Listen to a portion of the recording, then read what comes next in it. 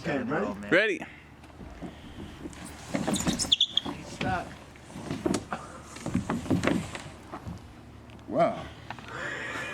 Hey, welcome to Going Green TV.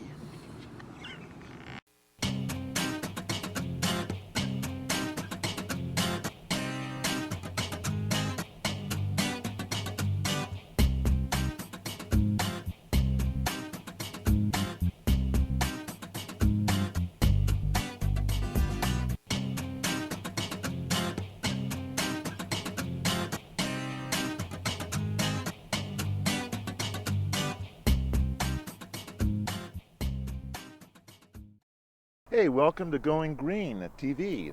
This show is sponsored by the San Benito County Chamber of Commerce. This is our end of the year show, and I couldn't think of a better way to end the year with Jim Ostdick, the man who walked 4,000 miles across America to raise awareness for parks and recreation, and my co-host here, Sean Novak. And we're here at my favorite spot in Hollister. It's Vista Park Hill. We're overlooking all the rooftops here, reflecting on the year. And I want to let you know that I'm very, very appreciative that Jim here is joining us on this stroll. So my first question to Jim is, Jim, you know, what brought about your walk across America? I mean, what was the vision that started it all off? Well, for me, it started when I was on my bicycle trip around the country. I was on the East Coast, going along the Atlantic coast and through a town called Lewis, Delaware, and I saw this little sign that said American Discovery Trail, little triangular sign, and it described the trail as the only continuous walking path from coast to coast in the United States. So I got curious about that. It kind of little seed started to grow. And when I got home from my bike trip, I was invited to join the board of Reach San Benito Park Foundation. And the idea of walking across the country started as a way to perhaps fund the endowment fund for our parks and trails in the county of San Benito. You know, as we look over these rooftops, and these are the great scenes here in Hollister, you know, look at the built environment. There's what I see is kind of a commonality and a union of rooftops, and yet here we're looking down from this natural setting in a way, although we have the water towers here and we have a little recreation area over there for the kids. But I think what the goal and objective is to have a better connection here in our San Benito County with the natural environment and the built environment. I think that's what we're talking about, the regional park. Maybe you could let the viewers know what the regional park is and how that would work for our community. We have this beautiful area that we live in. It's that we live in concert with nature. You know, we have two mountain ranges, the Gavilan Range on that side of us and the Diablo Range on the other side of it. And, you know, split by the San Andreas and Calaveras Faults. So we're in this really unique area, and we live in concert with all of the changes that have been and will be going on, you know, as a result of these, the interaction of the faults and the interaction of the ocean environment and the mountain environment. Mm-hmm. So it's a beautiful place. Everybody knows that. You know, if you live here, you understand that. Right. We want it to, you know, there are lots of public health issues in the United States that could be solved by simply, living a healthier lifestyle. And certainly if we were able to fund some more parks and some hiking trails, bicycle trails and things like that, this would encourage people to get outside. The regional park idea it's been in the books for a while now. I think it's in the general plan of the county. You guys probably know more about that than I do. But it's planned to be over there behind San Benito High School and in some vacant area near the river. That would be sort of a gathering place for this county. Perhaps an aquatic center, perhaps some recreational buildings and some educational buildings, certainly some playing fields, and a place for people to gather and hold events, and a kind of a cog, or not a cog, but the hub of, hopefully a recreational trail that would extend toward the south, toward the county historical park, and then in the other direction all the way to San Juan Bautista. So we connect our communities of San Juan Bautista, Hollister, Tres Pinos, and provide incredible recreation opportunities for people to get out and connect with this beautiful nature we have, right? Right. I think it's great. I know coming from Monterey, the rec trail over there is such a central part of the city itself, and everything is oriented towards that rec trail. Yeah. And I think having the rec trail here would just be a wonderful thing, especially in my background in water. We could talk about the watershed, the San Benito River, and kind of interact with the people at the actual site and get people involved in the middle of that. So I just think it has so many upsides to it. It'd be great. Yeah, I think that San Benito County is kind of like a diamond in the rough, to speak. Here we have wonderful open spaces and potential for not only, I guess, in the regional park, you were mentioning earlier that it would almost connect to 4th Street so that people could stop for a coffee break and stand underneath a spreading oak tree and enjoy their break. And it's not only, I guess, good for your physical health, but wouldn't you say it's also good for your mental health, like Wallace Stegner professed in his Wilderness Letters, that how important it is to have little pocket parks within the urban environment? Yeah, it's well established that mental health and physical health go hand in hand. You can read study after study about how people can by connecting with nature, solve some of their problems. There's all kind of PTSD problems that and things like that, where the mental health improvements, being in nature, walking your dog and doing things like this, riding a bicycle, going for a jog, all of that ties into helping you improve the mental health. The physical health and the economic impact of having trails and parks, that's also well documented in literature. And that in one study in Lincoln, Nebraska, I was talking to you about before, for every dollar they put into the recreation trails that they built there, they saw a $3 reduction in medical expenditures in the study that they did over a few years. So that's an impact on the community. The economic impact of having small businesses grow, like a coffee shop or a bike shop or whatever, alongside these recreation trails and parks, is another consideration. The tourism, is another consideration. The impact of having events associated with a regional park and a trail system, marathons and bicycle rides and races and things like that, and also connecting to the coastal towns. We have a natural connection to the Monterey Bay. It's our river through the San Benito River and the Pajaro River, and maybe in the future we can connect with bicycle trails to connect the coastal towns to Hollister, bring people in for the weekend to spend money. Yeah. I was wondering, on the Discovery Trail, did you see a lot of different varieties of uses that were somehow different outside the urban area compared to the rural area? Was there a big contrast?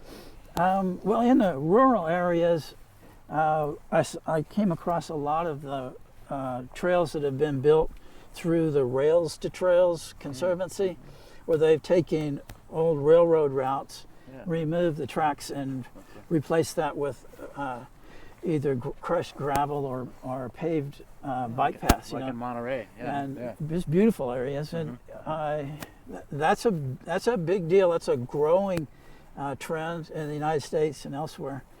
I'd like to sort of talk about the state of Indiana, if I could, for a minute, because I walked diagonally across the state of Indiana, and really they built so many trails, so many recreation trails that you can walk from the southeast corner of Indiana to the northwest corner of Indiana near Chicago. You can walk that whole distance and rarely get off a trail. You don't have to walk on shoulders of highways or anything for more than, like a mile or two in between these trails. They're almost interconnected, and their goal is to interconnect them in the future.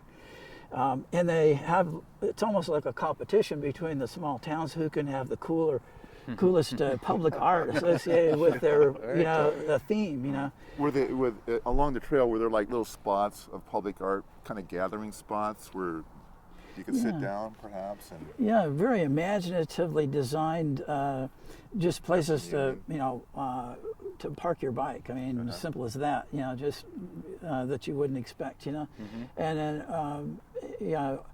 all of the different themes. Like Pony Express, and along the way you found things that were specific to an area. That this is where the Transcontinental Railway, came through, or the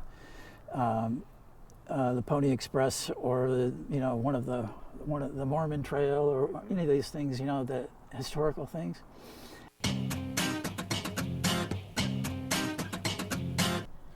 So Jim, during your journey, there were times where it must have got a little rough, things may have looked a little bleak for you. I think you were mentioning earlier during your trek across Nebraska and then Nevada.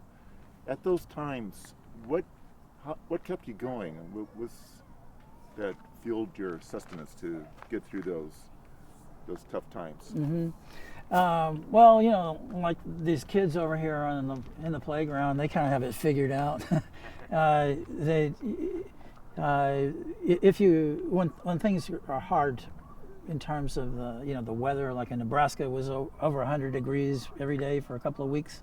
That was a tough stretch, and the only way you get through it is you can't think of how many miles you've already done. Oh God, I've already walked 1,100 miles or something, and I still have 1,200 miles to go. You can't think of the past or the future. You just have to stay grounded in that present.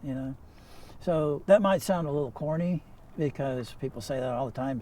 Stay in the moment, be where you are, live, be here now, or whatever. But it's just the truth. If you want if your performance is best when you are grounded in that moment of where you are. You can't can't compare that moment to some other moment where it's like cooler and nicer. You just have to appreciate the scene you're in, and keep moving. So stay here, keep going. And during your journey, you were mentioning that a lot of times people would help you out at some of these, at your low points, if you will. Yeah, not a day went by where I didn't get help. Every day, all the way across the country, in every state, somebody would stop. They might just offer me some encouragement, find out what I was doing, and say, you can do it, man. Or they might bring me a bottle of cold water. Somebody might bring me a sandwich or something to eat. And this was just spontaneous? These are just out of nowhere, hikers like to call people like that trail angels. They just show up right when you need them, and you're totally appreciative, of course. I went all the way to, like one guy gave me a $50 bill to pay for my night's stay at a motel. People took me into their homes. People offered their yards to camp in. The generosity of people, all the way across the country, was just incredibly inspiring. Do you feel that since the beginning of your trip and now that you've ended it, you finished it, do you feel that you're a changed man because of it? I guess I kind of knew what to expect because I've done long distance hikes and long distance bicycle rides before. With this little book that I wrote about my bike trip, but so I knew what to expect in terms of the mental and physical challenges. This was the hardest of any of my trips, walking across the country. It's very difficult, and now that I'm back, I feel a confidence. I feel like I can do anything. It's crazy, but I'm 65 years old, but I feel like that is not a limitation, and I think if for your viewers, if you're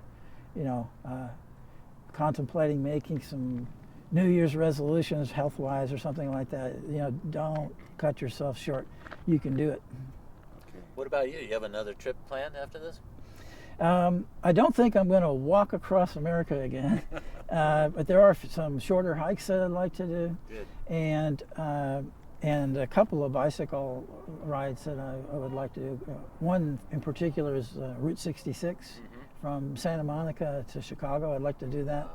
It's sort of they've just come out with a nice map set for that for bicyclists, and I think that'll be kind of a hot trip to do for cross-country bicyclists pretty soon, if it's not already. And I'd like to do that. It'd be fun. I'd also like to ride along 395, the length of Highway 395 on the Eastern Sierra and up into Idaho. That would be a beautiful ride. Your expectations when you start off with a journey, you can't deny that you had expectations, and then dealing with the unexpected, I guess, brought about a certain sense of confidence. Yeah. Well, from my previous trips, I know you have to plan. You have to plan very meticulously. You have to start out with it. Here's a plan for the whole trip. Here's where I'm going to be on a certain date, and et cetera. There's what I'm going to need for different weather types. Here's what I should do in terms of food. It never works out just like that. Was it Eisenhower or somebody who said, battle plan? You have a battle plan, but it never works or something like that. I don't know what that quote was. So you just you have to swing with what happens. With the day.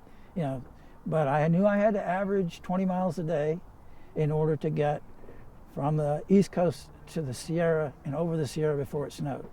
And I did that with taking a couple of days off each week. I was able to average 20 miles on my walking days. So my plan overall worked really well. Do you have one moment that stands out above the rest? Yeah, the end. Yeah. Well, it was a beautiful beach day at Lemon Tower Beach at Point Reyes, California. People playing in the sun. It was, a couple of, Don Pitt and Claudia from our reach board were there, and it was just a sensational day.